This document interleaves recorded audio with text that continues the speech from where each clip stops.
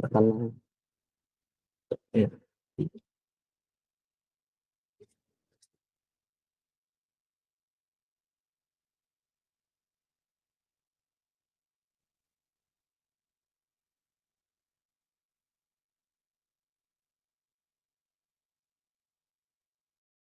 untuk ini bisa pilih random saja. Coba simpan terlebih dahulu. Oke, itu orang sudah ditambahkan. Ini juga kita bisa lihat di dalam. Nah, kalau untuk gambar sebenarnya di sini belum bisa menampilkan ya. Uh, Mungkin masih error juga dari sisi REST API ini.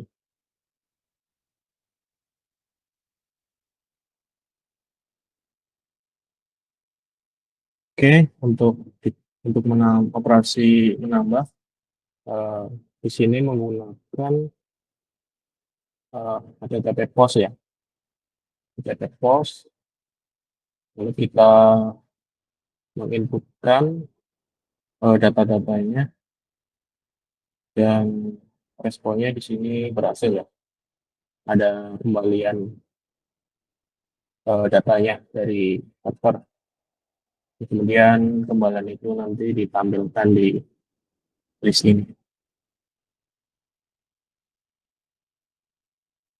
Dok, ya mungkin dari operasi POS ini akan saya jelaskan dari sisi eh, codingannya ya, dari sisi teknikal.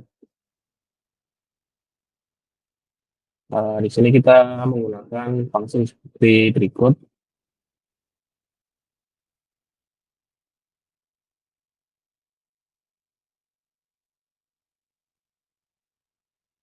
Saya harap sih teman-teman bisa apa ya memahami konsepnya ya.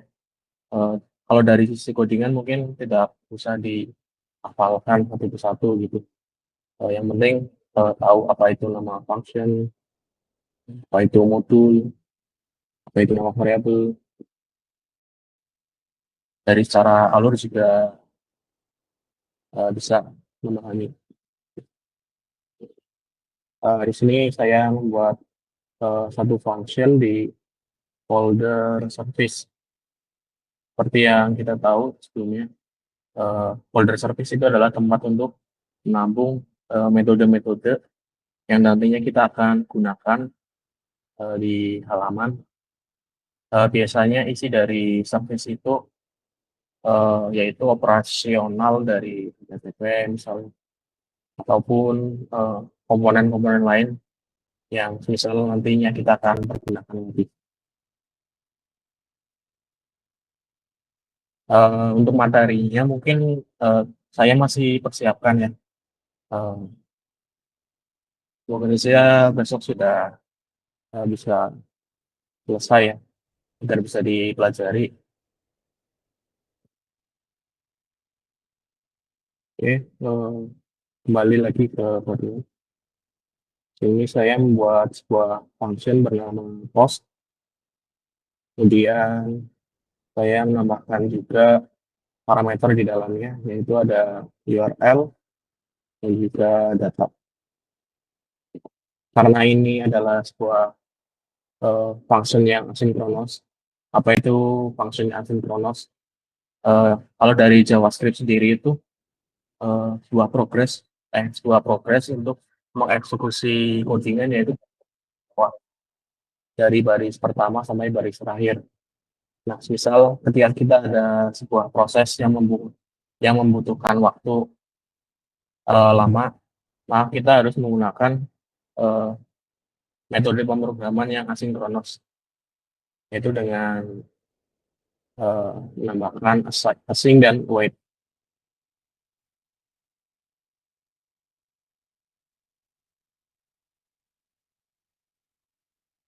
Oke, kita menambahkan parameter URL dan parameter data. Dan di sini ada promise juga sebagai kelengkapan untuk function asinkronus. Kemudian kita menggunakan modul, ada TP client, yang mana itu didapatkan ketika kita menambahkan ketika kita menginisiasi sebuah variabel di konstruktor itu sendiri di dalam konstruktor. Kemudian dari modul hardware client kita menggunakan metode post ya. Post lalu URL kita masukkan di parameter postnya, kemudian ada data, terus kita kasih timeout banyak 10 detik. Kenapa kita kasih timeout? Yaitu ketika misal kita melakukan sebuah HTTP request nih. Nah, ketika kita sedang menunggu terlalu lama atau lebih dari 10 detik, maka dari aplikasi Ionic itu sendiri akan membalikan sebuah pesan error, yaitu error timeout. Ya mungkin seperti itu saja untuk penggunaan function post di file service kita. Kemudian nantinya function post ini akan panggil di form tambah. Jadi untuk form tambah ini saya menggunakan komponen ya, komponen bukan pages. Kenapa komponen? Karena nanti bisa dipakai berulang-ulang. Misal kita mau menambahkan suatu data produk, nah kita akan terus menggunakannya secara berulang-ulang. Karena konsep dari Angular sendiri yaitu reusable. Kemudian ada juga form edit dan form detail. Kita mulai dari form tambah dulu. Jadi untuk menampilkan sebuah tampilan seperti ini, kita akan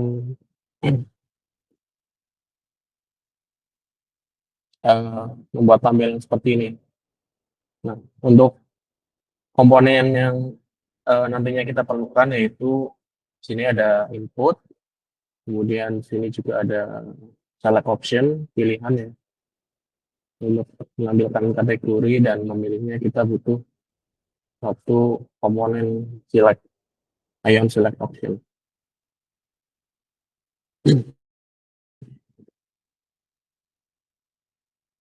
Dan ada komponen button untuk menyimpan, menggunakan button simpan.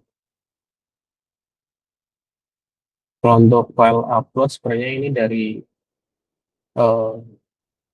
tag input ya, tag input dari HTML dengan tipenya yaitu file. Sebenarnya optional sih, tidak perlu dipelajari juga.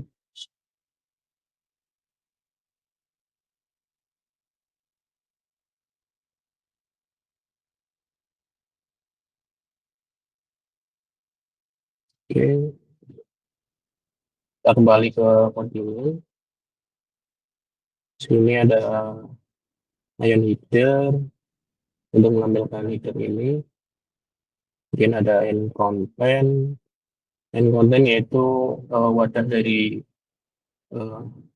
tampilan scroll yang nantinya kita akan tambahkan. So, di sini kan ada tampilan dan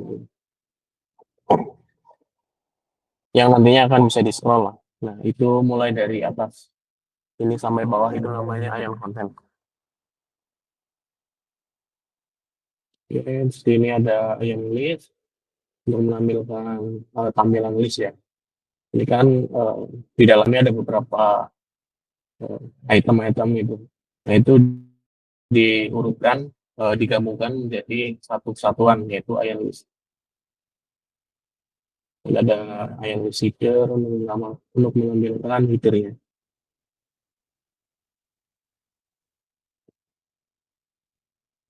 Untuk di sini juga ada inputan, ion input.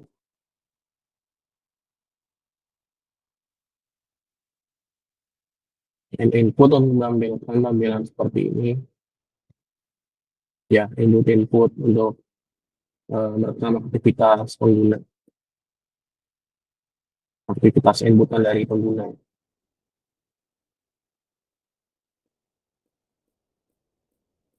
Dan ada komponen ion select juga di sini yang menampilkan select select option, dan di sini ada ion button yang mana ketika kita mengeklik button simpan ini, nanti kita akan mengambilkan sebuah alat konfirmasi untuk menyimpan produk.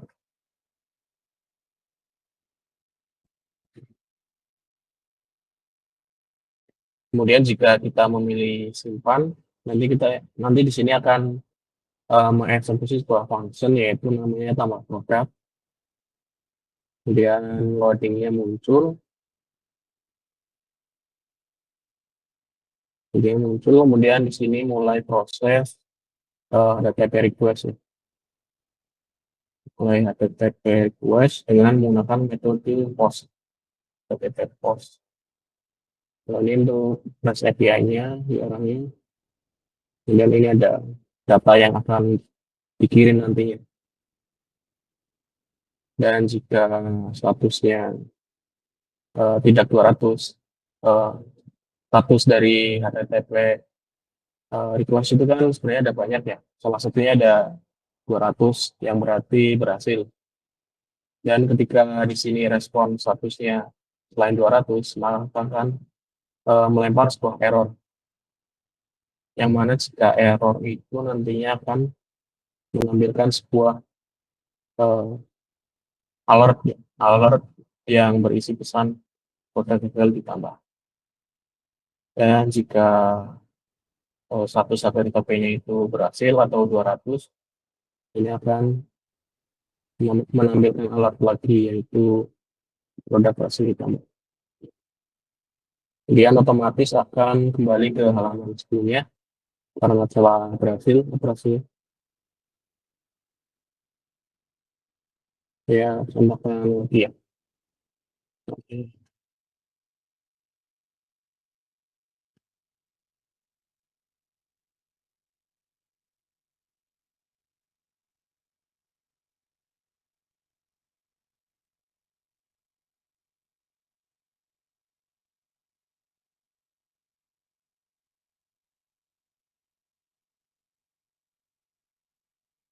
Simpan. Nah, ini akan menampilkan sebuah alert dan akan kembali ke halaman sebelumnya.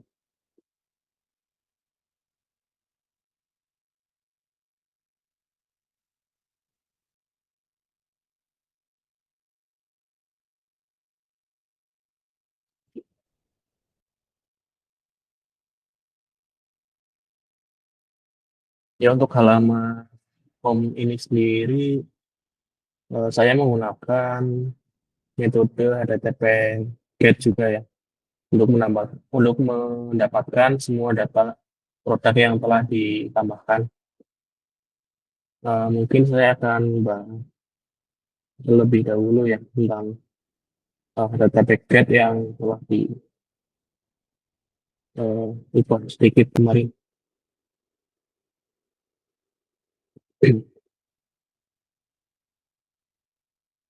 Dari komponennya dulu ya. Ini ada ion header untuk menambahkan header, text home, kemudian ada ion content, dan ada ion list juga untuk menampilkan eh, card, list card yang bisa di scroll seperti ini. Kemudian di sini kita looping menggunakan ng4 ya. Fungsinya ng4 yaitu ketika kita sudah mendapatkan sebuah data dari HTTP request, nantinya kita akan eh, melakukan repetisi data tersebut yang nantinya kita akan tampilkan di timeline kita,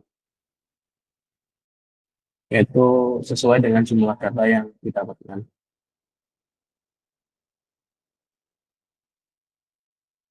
Lalu di sini ada ion item, ion card, Ntar untuk eh, mengambilkan card, ada ion item, ion thumbnail sama image untuk mengambilkan gambar.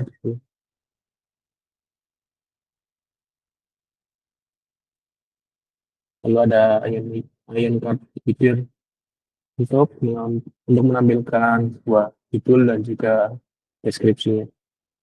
Sini saya memasukkan judul dan kategori ya. Kategori di sini eh, terlihat dicetak biru seperti ini ya. Karena saya menggunakan komponen ion bage dengan warna color primary yaitu warna biru. Kemudian ada yang konten yaitu isi dari eh, satu kesatuan dari kartu ini. Di sini ada isinya stok dan juga harga. Ini saya tampilkan eh,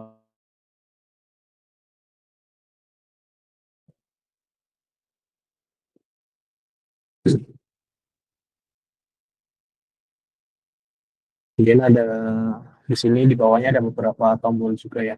Ada tombol detail, ubah dan hapus. Masing-masing di sini saya buat menggunakan komponen ion chip,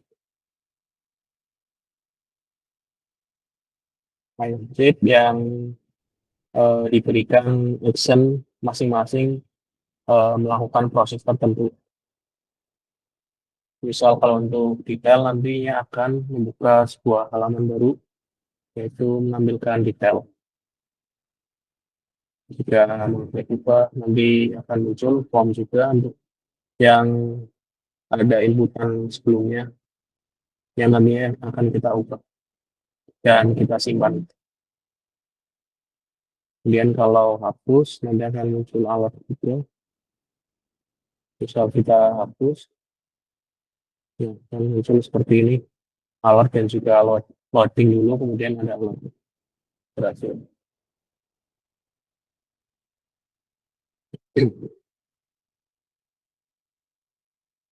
Kemudian di tampilan home di sini ada satu komponen ya, yang mana ketika kita scroll tidak ikut scroll seperti komponen lain karena sifatnya tetap stay di posisinya di pojok kanan bawah. Di sini saya memakai Ion Web, dengan metode buka modal tambah yaitu untuk menambahkan data baru yang mana ketika kita mengklik sebuah Ion Web nanti akan melemparkannya ke halaman baru yaitu tambah produk.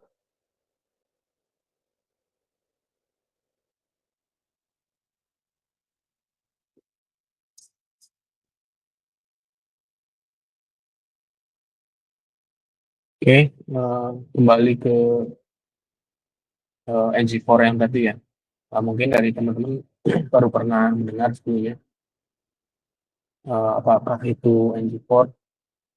NG4 itu eh, konsep perulangan ya.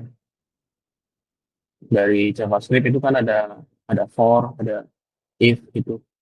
Nah, kalau untuk for sendiri itu untuk perulangan, kalau if itu untuk pengkondisian. Nah, sebelum menampilkan sebuah perulangan, terlebih dahulu kita modifikasi halaman di folder pages, kemudian tab 1. Nah, di sini adalah komponen tab juga yang mana berada di tab 1. Kita akan ubah di folder tab 1. Kemudian kita buka di bagian file logiknya ya, yaitu ada di tab 1 page.js. Di sini saya sudah tambahkan beberapa metode pendukung untuk menambahkan sebuah produk.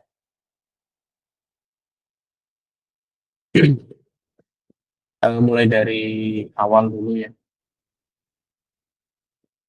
Dari awal Saya di sini membuat sebuah model, fungsi dari model atau eh, export type ini sendiri yaitu untuk membuat sebuah rancangan tipe data yang nantinya kita akan pergunakan ketika kita melakukan suatu HTTP request. Nah, di sini model dari rancangan produk ini kita bikin seperti ini ya. Ya, ID, nama, ID, kategori, berat, harga, stok, dan sebagainya.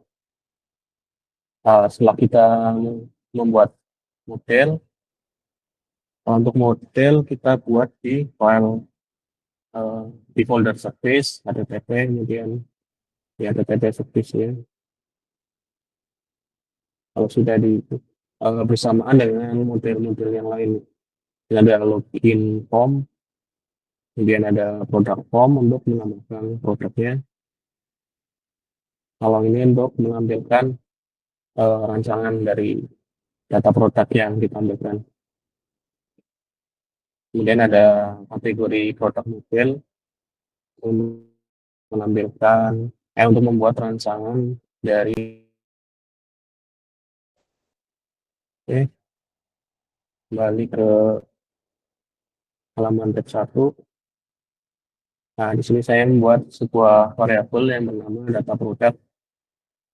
Eh, Cara pembuatan variabel di sini yaitu ketika setelah ada tulisan export class tab 1, nah setelah kurung berawal nanti kita bisa menambahkan variabel baru, misalnya hmm, yang diikuti dengan tipe datanya, misalnya string. Dia diikuti juga ketika value variabel itu ketika kosong ya, yaitu dengan sama dengan ketik 2 jika value-nya kosong. Oke, sebagai contoh, sini variabel data produk diikuti dengan sebuah model dari produk model. Kita definisikan juga tipe datanya di sini ada array, yaitu dengan menggunakan kurung siku sebanyak 2. Juga ketika value-nya kosong, akan ada array kosong di sini.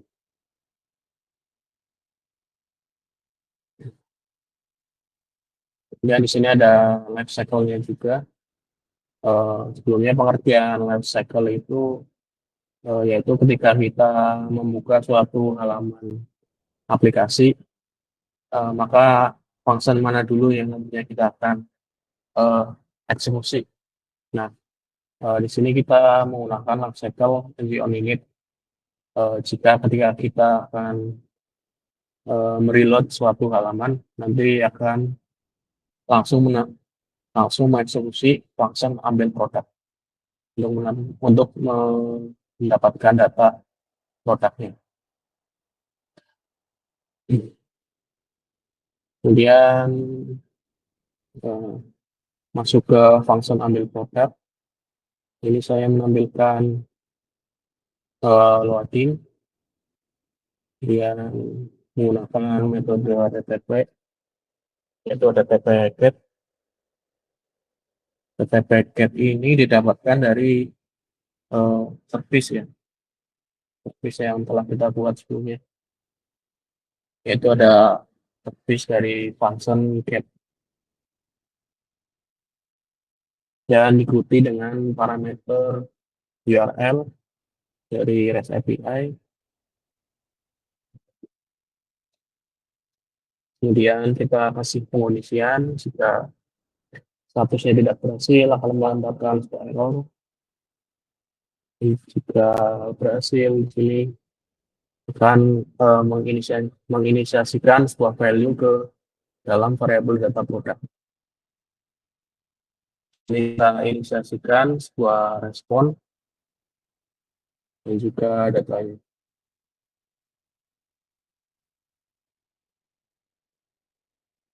Nah, seperti yang bisa kita lihat, sini ada URL-nya. kemudian metodenya get, ini statusnya 200, kemudian ini responnya, nah, datanya dalam bentuk array.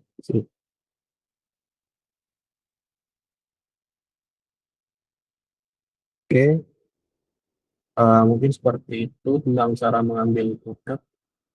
Oh ya, untuk variabel data produk ini sendiri ya, yang nantinya kita akan pakai untuk perulangan.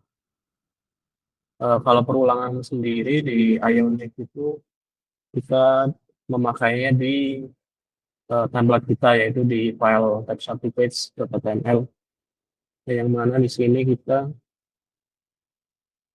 menggunakan properti ng4 untuk melakukan perulangan. Lalu diikuti dengan eh, inisiasi dari masing-masing objeknya ya. Misal di sini ada web product atau data product. Nah, saya ingin mengambil sebuah objek produk dari data array yang bernama data product. Nah, kemudian dari objek produk ini nanti saya ingin mengambil value-nya satu persatu. Untuk nantinya kita akan tampilkan. Di sini misalnya kita akan mengambil yang pertama kali yaitu foto ya. Ya kita tinggal menambahkan objek produk, kemudian diikuti dengan uh, objek key-nya yang bernama foto produk. Itu juga yang lain, ada nama produk, nama kategori, stok, harga. Nah, rancangan ini itu awalnya dari model yang telah kita buat sebelumnya. Nah, oke, sampai jadi sebuah tampilan yang seperti ini ya, berulangannya.